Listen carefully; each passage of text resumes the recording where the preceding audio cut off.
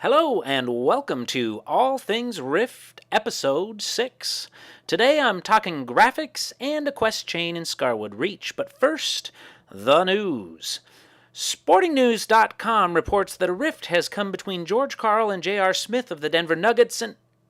Oh, wait, that's not the rift news I was looking for. Let's see. Republicans and Democrats, Barack Obama... here we go.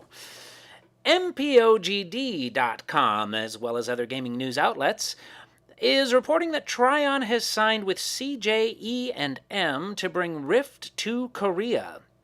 Now, this is huge for Tryon for a couple of reasons. First off, MMORPGs are ginormous in Korea, so if Rift is successful there, it will be a huge windfall of cash for Tryon. Now, second, CJE&M is the largest multimedia conglomerate in South Korea, according to Variety.com, with divisions in film, television, and music. So, if Rift wants to be big overseas, this is a great company to help them do it. Now, the same article also states that NPD's March report lists Rift as the top-selling PC game at retail in North America, and points out that Rift's digital download far outpaced the retail sales. Now, I found a handful of other sources that verified this information, but I could not find the NPD report itself. The only NPD list I found for March shows that Rift was not in the top 10 games, but all of the top 10 are multiple platform games, and I was unable to find the PC-only list. Assuming, though, that this report is correct, then that's also some great news for Tryon, as well as Rift fans alike. Now, over at massively.joystick.com, Karen Bryan has a great perspective piece on the River of Souls event. Now, I personally loved Phase 2 and 3 of the event, despite its problems, and believe that if Rift had a scheduled event like this every 4 to 6 weeks, people would enjoy them, and would probably not be too devastated if they miss one or two. Now, I also think a scheduled event of this nature as a way to tell a story that opens a new raid is actually a really good idea. I mean, it's much more interesting than what we are used to from our games, which basically amounts to, okay, patch done, new raid in place, and go. Karen, however, takes the opposing point of view and brings in a lot of great points, as well as some historical perspective from other games. Now, this one is definitely worth the read, so head on over to Massively to check out Karen's article. Next up, I'm talking graphics. Now, in general, my first several weeks in Rift, I had mixed feelings about the graphics. Now, on the one hand, they were of a higher quality in terms of the realism than I was used to, and I basically liked the style. But on the other hand, the world seemed way too bleak and barren, and by the time I had seen the whole of Talara, I was rather bored with what I was looking at. Now, I had an older computer and was playing on the lowest graphics settings possible to make sure that everything was running smoothly. Well, last week I purchased a new computer and now play mostly on the very highest graphics settings, and all I can say is, wow, what a difference. Now, let me show you what I mean. This is an image on the lowest graphics settings, and now we'll move to the highest. And here's another one. So now when I play, I am no longer looking at a stark world, but rather a rich one, full of eye candy. Now, this is a split screen that shows low versus high. Originally, I had done a 12-minute tour of all zones in Talara in this format, but unfortunately, the low graphics settings survive compression a lot better than the high settings, so it really is not worth posting the whole thing. But what you are looking at is some of the best examples that manage to survive compression. Now, I still have slightly mixed feelings about the Rift graphics. They are the best quality of any games I play, but the world itself kind of lacks the creativity and variety of a World of Warcraft, and it lacks the sheer beauty of a Lord of the Rings Online. Now, the dungeons look unbelievable, but I'm hoping that whenever Tryon decides to give us new zones, we will have a lot of new and interesting stuff to look at.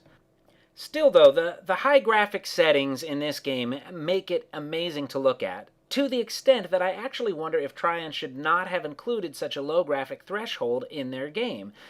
Granted, people with older systems like mine can still play, which is good, But on the other hand, a lot of people are probably getting a rather negative impression of what Rift actually looks like because they're playing on those low settings, and they might be spreading some poor word of mouth that Rift does not deserve. All in all, though, this is a great design, great graphical look to a game, and definitely an MMO that I think a lot of people are going to enjoy looking at and be impressed with the graphics for a long, long time. And now we're taking a look at a quest line in Scarwood Reach. I'm here at Last Hope. And I'm going to go ahead and talk to Zana Sergi here. And this is basically the last quest chain you'll likely be doing as a Defiant in Scarwood Reach. And she says, I need to go to this area where there just happens to be a crap load of bad guys, and I need to activate this little communication thing because she wants a better view of the battlefield. So here I am, I'm activating this. Planar displacer activated. Oh, and there's Jana, and I can talk to her. I'm done. No, I'm not done. Now she wants me to go and kill stuff. I guess she wants to watch me do it from the planar displacer. I'm not quite sure why she couldn't have just told me that from back at Last Hope, but yeah, whatever. So, okay, so I'm going to go and kill people now. Except I think I'll just stand here for a little bit. There we go. I'm going to go kill people now. And actually what the deal is here is that this is a very, very brutal area. You've got these controllers, these skeletal controllers that push you into lots of other things. So you never seem to just fight any one thing at a time. Then you also have these Elfwar controllers that have all kinds of nasty stuff, including silences and things of that nature. Now, right here in the middle of everything, after I've killed a whole bunch of stuff, find this guy here, and he's like, hey, dude, I'm trapped. Can you find me the key? I need to get out of here. I'm unfairly held hostage. Well, you know, I, of course, believe him because he's being held hostage by undead and Elfwar, after all, so of course I believe him. So I go and find him the key, and now I come back, and I'm like, okay, dude, here you go. You are out. Huzzah! But he lied. He's actually an undead, and the worst of the worst of the worst undead. This dude is so bad, even the undead wanted to keep him in a cage. So I could have just ran off at this point, but I figured if he's that bad and he lied, I'm gonna kill him. So here I am, and by the way, I'm a warden. I'm a warden. He just died to a warden. And he has a treasure map, and the treasure map offers a quest where I can get buried treasure, which is cool, because hey, I like treasure as much as the next guy.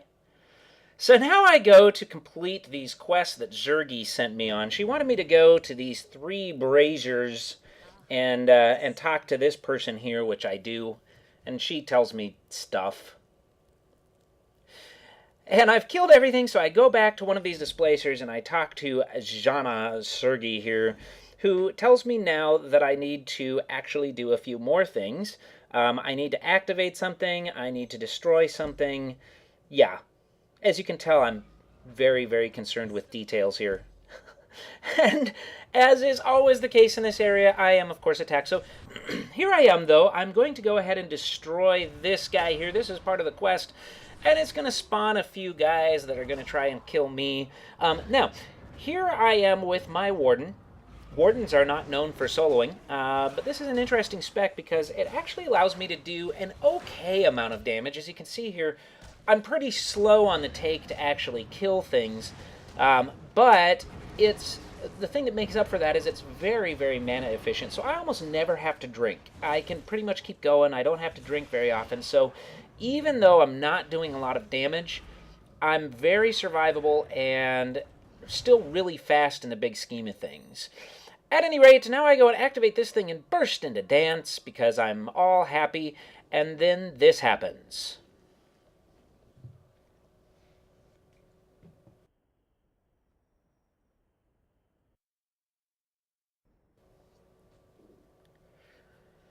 Yes, these cool undead guys come and blow that up. This is like a life well, and their purpose is to drain the life well, and my purpose is to protect them while they do it.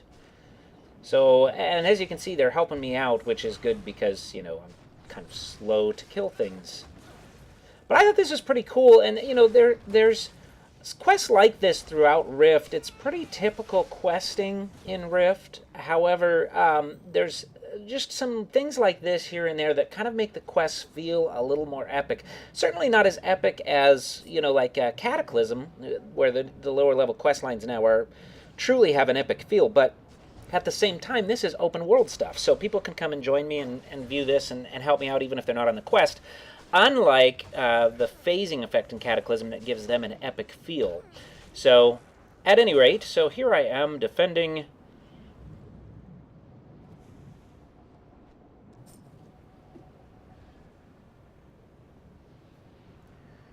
And I really like looking at these guys. Here comes somebody else I need to defend against, but I'm too busy looking at the really cool looking undead as they drain the well. Drain away, gentlemen. Drain away. So once this is finished, I'm going to go back and find another planar displacer, and I want to talk to Zergy, but unfortunately there's actually a rift, a foothold here that's spawned. So I kill the nearby things, and I go ahead and talk to her, figuring, okay, we're safe, no one's going to attack us, and I can go ahead and turn in these What? Okay, Zergy? You're a hologram, Zergy. You're a hologram. You don't have to defend. At any rate, the hologram and I finish off that foothold, and I expect to have new cool quests. And this is a story quest, which should be really cool, but no, it's not. I have to go kill more stuff, and I have to collect stuff. So, off I go to kill and collect, but once I'm done with that, I get a real story quest here, and now I actually am supposed to go and kill a really large bad guy. So this is very exciting. This is a group 3 quest, and so I find myself a friend. I come here and talk to him, and now we get to fight. And in this section, I've chosen some music that I feel will be particularly appropriate for such a large and massive fight as this. I hope you enjoy.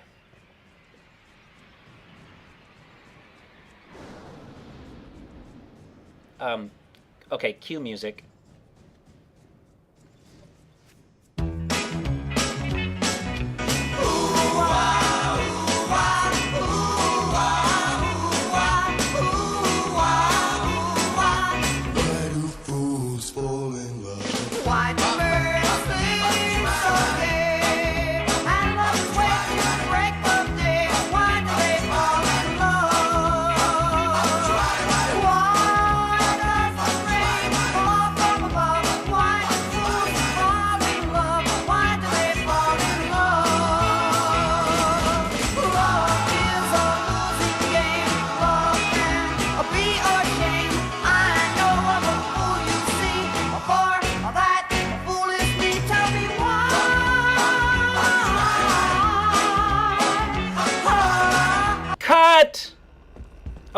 Okay, enough of the music. So I talk to Sergey, who sends me back to Perspis, and they say, hey, celebrate. Go stand in that circle. We want everyone to cheer for you.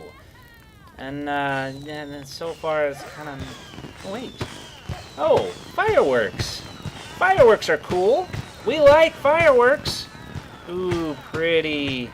So that's it for episode 6 of All Things Rift. Thank you very much for watching, and have a great day. Hooray! Yahaha!